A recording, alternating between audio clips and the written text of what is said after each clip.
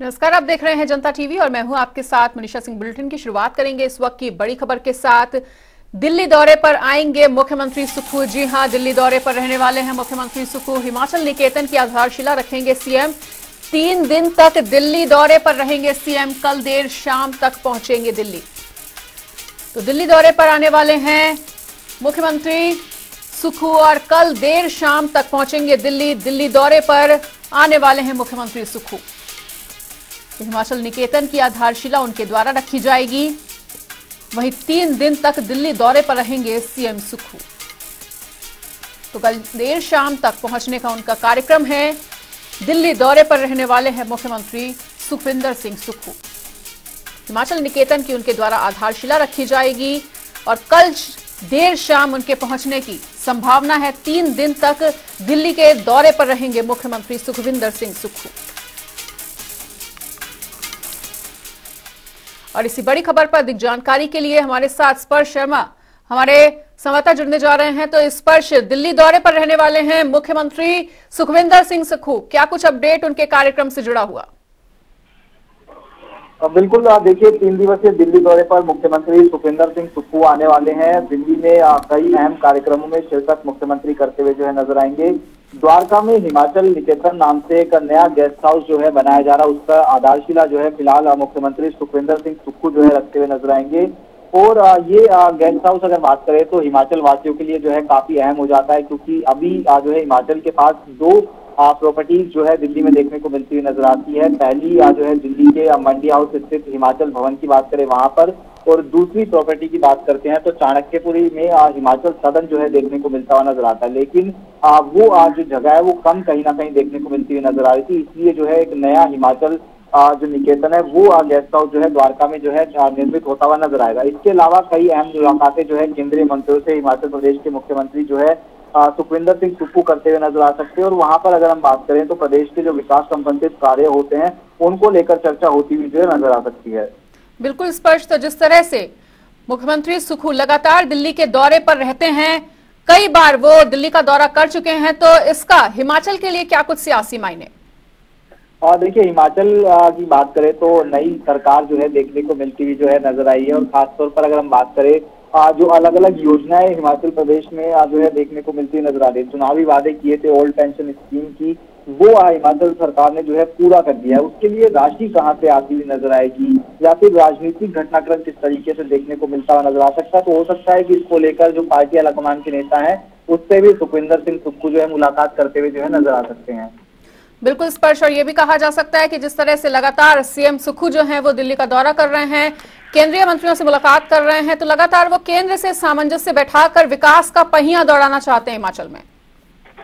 देखिए बिल्कुल, निश्चित तौर पर केंद्र सरकार की मदद के बिना जो जरूरी योजनाएं होती है वो पूरी कर पाना जो है मुश्किल हो जाता है। हिमाचल एक टूरिस्ट जो है प्लेस देखने को मिलता हुआ नजर आता है। जो वहाँ की आर्थिक व्यवस्था है वो ज्यादातर टूरिज्म पर जो है देखने को मिलती हुई नजर आती है। और उसके अलावा जो केंद्र सरकार ग्रांट देता है उस पर कहीं ना कहीं डिपेंड करता है कि किस तरीके से जो हिमाचल प्रदेश का विकास है वो देखने को मिलता हुआ नजर आता है। तो ऐसे में जो अलग अलग राज्य मार्ग होते हैं या फिर कहें कि जो हाईवे होते हैं उसका विस्तारीकरण करना है, रेलवे का विस्तारीकरण करना है, तो ये तमाम चीजें किस तरीके से पूरी की जा सकती है। ठीक है स्पर्श, इस तमाम जानकारी के लिए आपका बहुत बहुत शुक्रिया। तो सीएम सुक्खू का दिल्ली दौरा।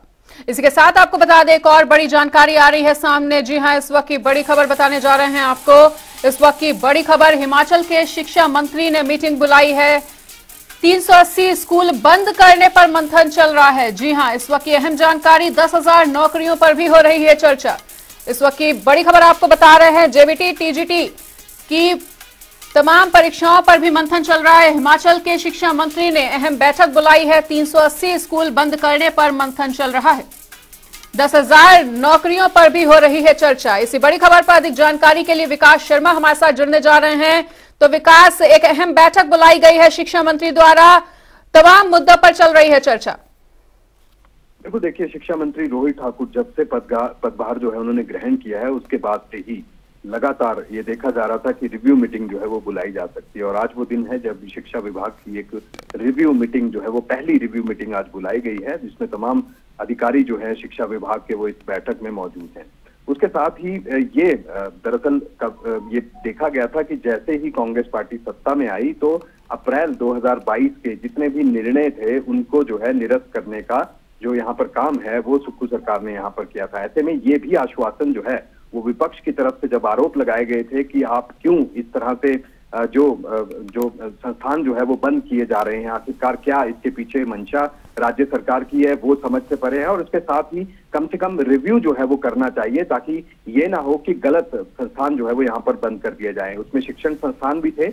आज क्योंकि शिक्षा विभाग की बैठक जो है वो शिक्षा मंत्री आज ले रहे हैं, रिव्यू मीटिंग ले रहे हैं, लिहाजा जो भी यहाँ पर शिक्षण संस्थान थे जिसमें जो आंकड़ा है वो 380 के आसपास है, तो 380 शिक्षण संस्थानों का रिव्यू जो है वो एक बार किया जाएगा। और साथ ही दो चीजें बड़ी अहम होंगी, एक जो पद खाली पड़े हैं उनको किस तरह से भरा जा सकता है, दूसरा जो ग्रामीण कमोवेश के जो इलाके हैं उन स्कूलों में, उन संस्थानों में किस तरह से आखिरकार जो वहां पर अगर हम बात करें नियुक्तियां जो है वो वहां पर करनी है, आखिर अगर स्टाफ जो है अगर ओवर स्टाफ कहीं पर है, क्योंकि शहरी कई ऐसे स्कूल हैं जहां पर स्टाफ जो है वो जरूरत से ज्यादा है, तो ऐसे में ग्रामीण इलाकों में अब क्या यहाँ पर पद जो है वो भरे जाएंगे, किस तरह से स्कूलों को जो है वहां पर जो शिक्षक है उनकी नियुक्तियां यहाँ पर की जाएंगी। और साथ ही बैठक में 35 से ज्यादा एजेंडा आइटम्स जो है वो यहाँ पर रखी गई हैं, जिनमें कई तरह के फैसले आज संभवतः जो है इस पर हो सकते हैं। और ये जो भी प्रस्ताव यहाँ पर इस बैठक में रिव्यू मीटिंग में जो लिए जाएंगे उसके बाद इसे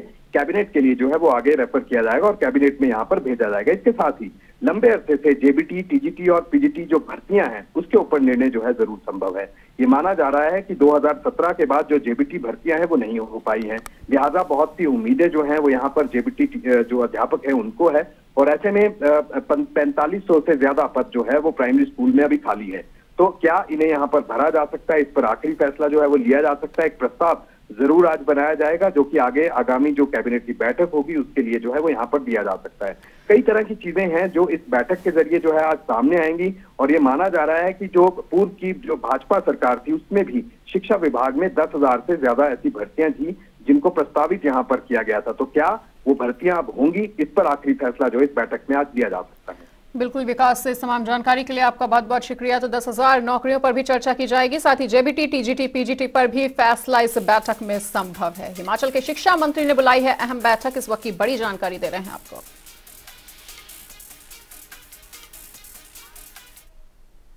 एक और बड़ी खबर का रुख कर लेते हैं। हिमाचल में कांग्रेस का हल्ला बोल जारी है। अडानी के खिलाफ विरोध प्रदर्शन चल रहा है। एलआईसी और एसबीआई बैंकों के बाहर धरना प्रदर्शन जारी। जी हां, अडानी के खिलाफ लगातार धरना प्रदर्शन किया जा रहा है कांग्रेस द्वारा। एलआईसी और एसबीआई बैंकों के बाहर धरना प्रदर्शन चल रहा है। अडानी समूह पर स्टॉक में हेराफेरी का आरोप है। मोदी सरकार पर मामला दबाने का आरोप भी उनके द्वारा लगाया जा रहा है।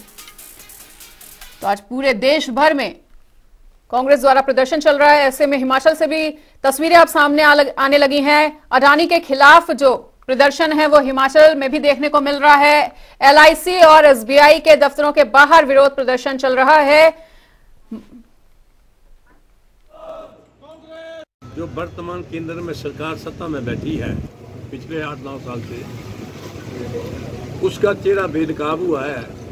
जब ये सत्ता में आई तो भ्रष्टाचार के नारे से, लेकिन आज इन्होंने इतना ज़्यादा देश को लूटा है अपने मित्रों के साथ, जिसके उपलक्ष्य में आज कांग्रेस पार्टी ने पूरे देश में और हमारे प्रदेश में भी प्रदेश वाले डिस्ट्रिक्ट में हेडक्वार्टरों में जो एक धरना रखा है उसके खिलाफ कि सरकार इसकी निष्पक्ष जांच करे और जेपीसी गठित करे ताकि लोगों को इनका जो चेहरा है वो साफ नजर आए और जल्दी से जल्दी इस पर कार्य करे।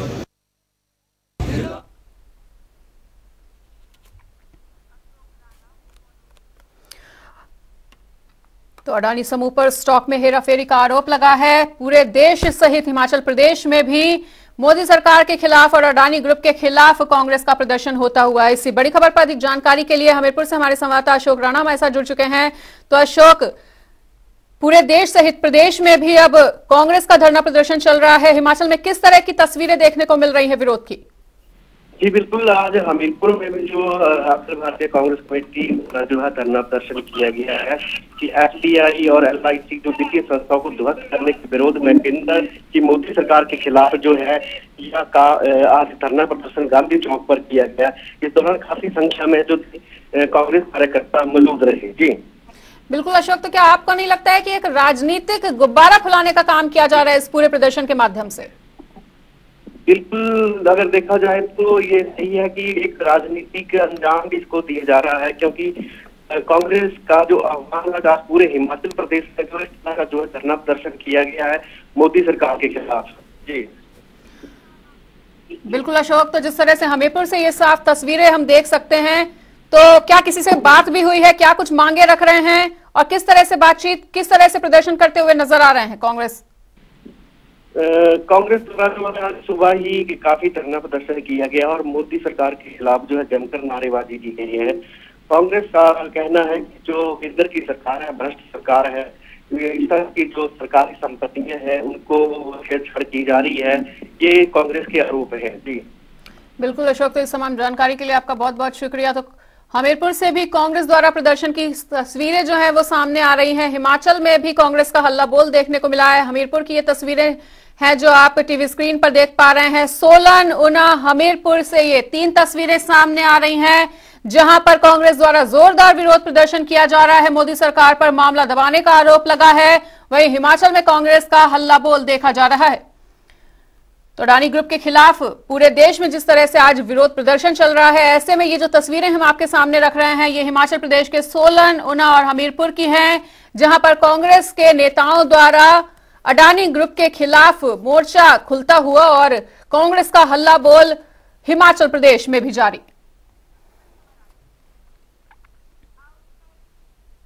इसी बीच आपको एक और बड़ी जानकारी दे दे, बड़ी खबर आ रही है सामने। जी हां, इस वक्त की बेहद अहम जानकारी आपको बताने जा रहे हैं कि आज सुलझ सकता है सीमेंट विवाद। जी हां, विवाद खत्म करने में प्रयासरत है प्रदेश सरकार। ट्रक ऑपरेटर और कंपनी आज फिर से करेगी बातचीत। जी हां, इस वक्त की अहम जानकारी आपको दे रहे हैं। पांवटा साहिब में मंत्री हर्षवर्धन चौहान का भी बयान सामने आया है और उन्होंने कहा है कि जल्द ही सुलझ सकता है ये पूरा मामला, वहीं जल्द ही सुलझाया जाएगा ये पूरा मामला, ऐसा उन्होंने बयान दिया है। ट्रक ऑपरेटर और कंपनी आज फिर से बातचीत कर सकती है। पांवटा साहिब में हर्षवर्धन चौहान ने यह कहा है कि आज ये मामला सुलझ सकता है। सरकार ने इसमें कड़े कदम उठाए हैं। अभी ट्रक ऑपरेटर्स के से कल मुख्यमंत्री जी की परसों मीटिंग हुई थी। ट्रक ऑपरेटर्स ने जो है 10 रुपये 15 पैसे पर किलोमीटर जो है रेट दिया है। हमने अडानी ग्रुप को कन्वे कर दिया है, मगर उनकी तरफ से अभी तक जो है वो यस नहीं हुई है। और इस सीमेंट प्लांट से ना केवल ट्रक ऑपरेटर्स को, सीमेंट प्लांट को, बल्कि सरकार को भी जो है हर रोज़ 2 करोड़ रुपए का जो है वो नुकसान हो रहा है। हमारी कोशिश है प्लांट चलना चाहिए। अडानी ग्रुप ने जो सीमेंट प्लांट्स ने जो है बहुत सारे उल्लंघन किए, जिसकी हम छानबीन कर रहे हैं, मगर हमारी कोशिश जो है वो एक्सट्रीम स्टेप लेने की नहीं है। हमारी कोशिश है कि ये इसमें समझौता हो जाए और प्लांट चलता है। तो सीमेंट विवाद सुलझता हुआ नजर आ सकता है आज, ऐसा पांवटा साहिब में हर्षवर्धन चौहान ने बयान दिया है और उन्होंने कहा है कि जल्द ही इस मामले को सुलझाया जाएगा और इस मामले को लेकर प्रदेश सरकार पूरी तरह से प्रयासरत है। तो विवाद खत्म करने के लिए प्रयासरत है प्रदेश सरकार, ऐसा भी उन्होंने बयान दिया। वहीं ट्रक ऑपरेटर और कंपनी की भी आज बातचीत हो सकती है, जिसमें इस मामले को सुलझाने की दिशा में आगे बढ़ा जा सकता है। तो क्या ये मामला सुलझ पाएगा या नहीं, वो इस बातचीत के बाद ही पता चलेगा। लेकिन फिलहाल हर्षवर्धन चौहान ने इस तरह का बयान दिया है कि आज सुलझ सकता है ये मामला और विवाद खत्म करने में लगातार जो प्रदेश सरकार है वो प्रयासरत है।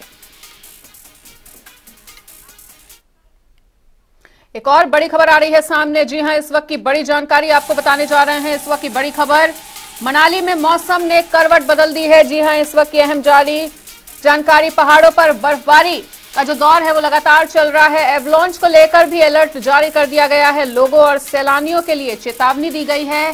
बर्फबारी ने लोगों की टेंशन जो है, परेशानी जो है वो बढ़ा दी है। जी हां, इस वक्त की अहम जानकारी आपको दे रहे हैं। मनाली में मौसम ने करवट अचानक से बदल दी। आपको बता दें कि भारी बर्फबारी के चलते लोगों को, सैलानियों को चेतावनी दी गई है। एवलांच का अलर्ट भी जारी कर दिया गया है। पहाड़ों पर बर्फबारी जारी, चोटियों पर हिमपात।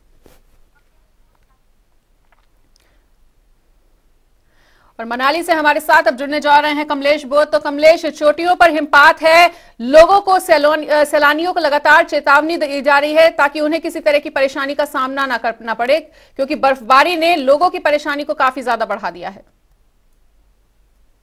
जी निश्चित तौर पे देखिए मनीषा, आज सुबह से ही जो है ये बर्फबारी का दौर जो है शुरू हो चुका है। फिलहाल हम अभी की ताजा तस्वीरें दिखाना चाहेंगे अपने दर्शकों को। मनाली के पास की तस्वीरें हैं ये, आप साफ तौर पे देखते हैं कि हमारे दर्शक जो है किस तरह से जो है अभी लाइव स्नोफॉल हो रही है। जो बर्फ के जो फाए हैं धीरे धीरे जो है जो जमीन पे गिर रहे हैं। और पूरा मनीषा देखिए, पूरा जो इलाका देखिए, जहां भी जो नजर दौड़ाई जाए चारों तरफ जो है बर्फ से जो है पूरी घाटी जो है दूधिया नजर आ रही है मनीषा। और इसी तरह की बर्फबारी जो है मनाली का जो ऊपरी इलाका, खासकर जो सोलांग वैली व जो अटल टनल का इलाका है, वहां पे भी जम के इसी तरह की बर्फबारी हो रही है मनीषा।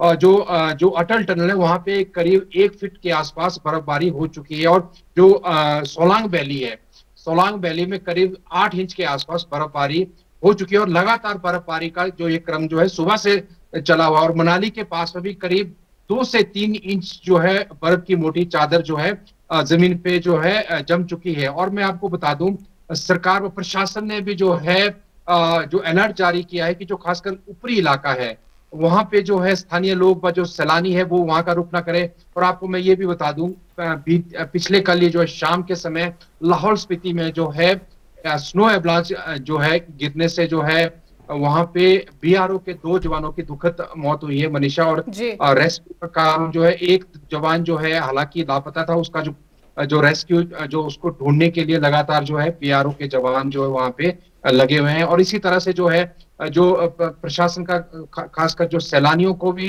हिदायत दी जा रही है। और जो जहाँ पे भी जिन भी होटलों में वो रुक रहे हैं वहां के जो प्रबंधन है, होटल प्रबंधन को भी कहा जा रहा है कि सैलानियों को ऊपर की ओर, जो पहाड़ों की ओर, जो ऊंचाई वाले इलाकों की ओर रुक ना करे, क्योंकि ऐसे में जो है जो ज्यादा बर्फबारी के होने के कारण जो है हिमस्खलन की जो संभावना है मनीषा वो बढ़ जाती है। मनीषा बिल्कुल कमलेश, तो हिमस्खलन की भी संभावना बनी हुई है, एवलांच का अलर्ट भी जारी कर दिया गया है। ऐसे में किसी तरह का कोई हादसा ना हो, इसके लिए प्रशासन की तरफ से क्या कुछ बंदोबस्त किए गए हैं, क्या कुछ इंतजामात? देखिए प्रशासन की ओर से जो है खासकर जो जितने भी जो विभाग हैं, इलेक्ट्रिसिटी विभाग हो चाहे पीडब्ल्यूडी विभाग हो, इनको जो साफ तौर पे कल से ही जो निर्देश जारी किए गए थे कि जो जितनी भी जो मशीनरी है इसको लेके तैयार रहे, क्योंकि जैसे ही बर्फबारी हो जाती है, बारिश होती है, तो भूस्खलन की जो संभावना है वो भी बढ़ जाती है। तो ऐसे में जो है रोड अवरुद्ध ना हो, उसके लिए पहले से ही कहा जा रहा है, जो इनको निर्देश दिए गए थे कि अगर ऐसी स्थिति बनती है तो स्पॉट पे जाके जो है मशीनों से तुरंत जो है जो नेशनल हाईवे, खासकर जो मनाली चंडीगढ़ का जो ये नेशनल हाईवे है, इसमें जो है इस तरह की जो स्थिति पैदा ना हो। और साथ में आपको मैं ये भी बता दूं मनीषा, जो अटल टनल है, जो अटल टनल को जो है फिलहाल एहतियात के तौर पे जो है इसको सुबह से ही प्रशासन द्वारा जो है बंद किया गया। बिल्कुल कमलेश, समान जानकारी के लिए और हमारे साथ जुड़ने के लिए आपका बहुत बहुत शुक्रिया। तो बताना चाहेंगे कि मनाली में मौसम लगातार करवट बदलता हुआ और लोगों को भी चेतावनी दी जा रही है ताकि उन्हें किसी तरह की परेशानी का सामना ना करना पड़े।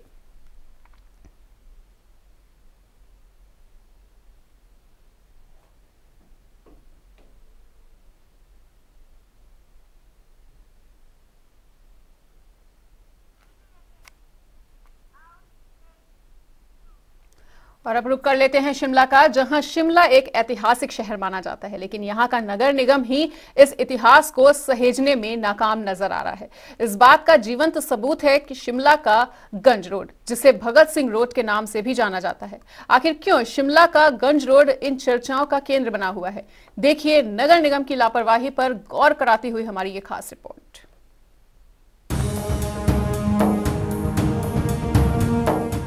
हिमाचल की राजधानी शिमला में लापरवाही की ऐसी मिसाल देखने को मिली है जिसकी बानगी शायद ही कहीं और देखने को मिले। शिमला ऐतिहासिक इमारतों का शहर है। शिमला का इतिहास ही ऐसे सजीव बनाता है, लेकिन उसके नगर निगम के पास शिमला के ही इतिहास का पूरा रिकॉर्ड नहीं है। बिल्कुल हैरानी की बात यह है कि जिस नगर निगम शिमला के पास ब्रिटिश हुक्मरानों के परिवारों में जन्मे बच्चों तक की जानकारी है, उसे नगर निगम में शिमला में आजाद भारत के नायकों का नाम ही नहीं है। दरअसल कार्ट रोड से अनाज मंडी की तरफ जाने वाले गंज रोड का नाम ही भगत सिंह रोड है, लेकिन नगर निगम शिमला के रिकॉर्ड में ये सिर्फ गंज रोड के नाम से ही दर्ज है। शहर के लोग भी इसे गंज रोड के नाम से ही जानते हैं। नगर निगम शिमला के पास इस रोड का नाम शहीद आजम भगत सिंह के नाम पर होने का कोई रिकॉर्ड तक दर्ज नहीं है। गंज रोड की सभी दुकानों के बाहर लगे बोर्ड भी अपना पता बदल चुके हैं। हाँ, एक गंज रोड की ही 26 नंबर दुकान पर भगत सिंह रोड का बोर्ड जरूर नजर आता है। भगत सिंह रोड पर ही दुकान चलाने वाले सतीश कुमार का कहना है कि वो साल 1950 से यहाँ दुकान चलाते आ रहे हैं। बचपन से लेकर अब तक वो इस जगह का नाम भगत सिंह रोड ही सुनते आए हैं। हैरानी की बात यह है कि नगर निगम शिमला के पास इसका कोई रिकॉर्ड दर्ज नहीं है। उन्होंने कहा कि साल 1996 में भी उन्होंने नगर निगम शिमला से यहाँ भगत सिंह के नाम पर पार्क और उनकी प्रतिमा लगाने का प्रस्ताव दिया था, लेकिन अब तक ये पूरा नहीं हो सका। इस सब के साथ ये भी खुलासा हुआ, अगर भगत सिंह रोड शिमला लिखकर डाक डाली जाए तो वो भी गंज रोड पर ही पहुंचेगी। दुकानों की बिल बुक और बाकी सरकारी कागजों पर भी भगत सिंह रोड का नाम ही दर्ज है। मेरी पैदाइश है 1950 की, लेकिन तब से मैं जानता हूँ कि इसको भगत सिंह रोड ही कहते हैं। हमारी जो दुकान की बिल बुक्स हैं या कुछ भी है, उसके ऊपर एड्रेस जो है भगत सिंह रोड ही लिखा होता है। आगे जो मेरे बुजुर्ग हैं वो जैसे चलते हैं, हम भी वैसे चलते आ रहे हैं। इसको भगत सिंह रोड कहते हैं। हमारी डाक जो आती है वो भगत सिंह रोड के नाम ही आती है। आज लेटर लिख के भेजी थी कॉर्पोरेशन को, बहुत पुरानी बात है, मेरे ख्याल में आज से कोई 30-40 साल पुरानी है जी। उस समय लिख के भेजी थी कि यहाँ पे एक दंगा होता था, हमने कहा था भाई कि इसको जो है पार्ट बना दो। यहाँ 50-60 आदमी ने एक लेटर लिख के भेजी थी सिग्नेचर करके, भी इसका पार्क बना दो और इसका नाम भगत सिंह पार्क रख दो। प्रतिमा बेशक हम ही लगा देंगे, लेकिन आज तक तो किसी ने लगाई। वहीं नगर निगम के आयुक्त आशीष कोहली का बयान सतीश कुमार से जरा अलहदा मिला। आयुक्त आशीष कोहली से जब इस बारे में पूछा गया तो उन्होंने बताया कि भगत सिंह रोड के बारे में उन्हें कोई जानकारी ही नहीं है, न ही नगर निगम शिमला के पास ऐसा कोई रिकॉर्ड दर्ज है। सुनिए क्या कहते हैं आयुक्त आशीष कोहली। ये मेरे ध्यान में तो ऐसा नहीं है कि ऐसे कोई स्ट्रीट का नाम भगत सिंह जी के नाम से यहाँ शिमला में हो, और ना ही मेरा ख्याल ये एमसी के रिकॉर्ड में ऐसी कुछ सूचना है। आदरणीय लाजपत राय जी का तो स्टैचू जैसे है ही यहाँ पे स्कैंडल पॉइंट पे है, आपने देखा होगा, और हम उनको श्रद्धांजलि हर वर्ष साल में 2 बार उनकी जयंती पर भी और उनकी पुण्यतिथि पर भी वहाँ पे श्रद्धांजलि उनको देते हैं, जिसमें कि माननीय मुख्यमंत्री महोदय भी वहाँ आते हैं और उनको श्रद्धांजलि दी जाती है। बहरहाल बात सिर्फ शिमला के भगत सिंह रोड की ही नहीं है, जो नगर निगम प्रशासन की लापरवाही के चलते गुमनाम शिमला के रिज मैदान पर लगी राष्ट्रपिता महात्मा गांधी की प्रतिमा के बारे में भी नगर निगम को कोई जानकारी नहीं है। शिमला का नगर निगम तो ये तक नहीं जानता कि ये प्रतिमा कब स्थापित हुई थी और इस पर कितना खर्चा आया। इस सब से यही कहा जा सकता है कि लापरवाही और शिमला का नगर निगम एक दूसरे के पर्याय बनते नजर आ रहे हैं। जनता टीवी के लिए शिमला से विकास शर्मा की रिपोर्ट।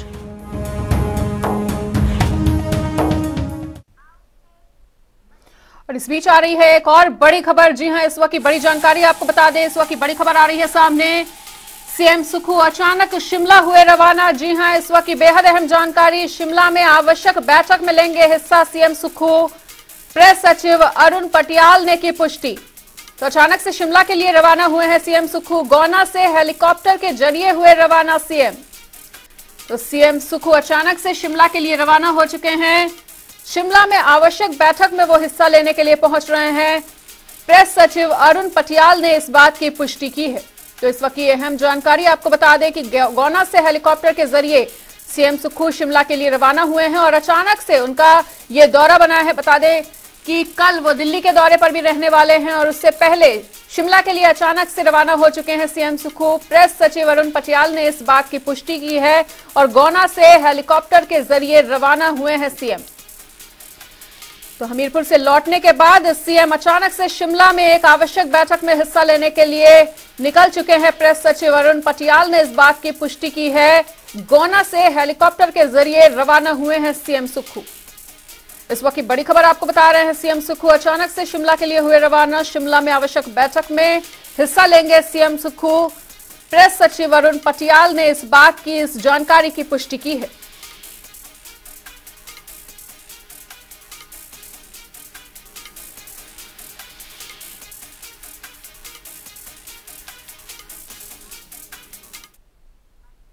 फिलहाल इस वक्त के बुलेटिन में इतना ही, पर खबरों का सिलसिला लगातार जारी है। देखते रहिए जनता टीवी।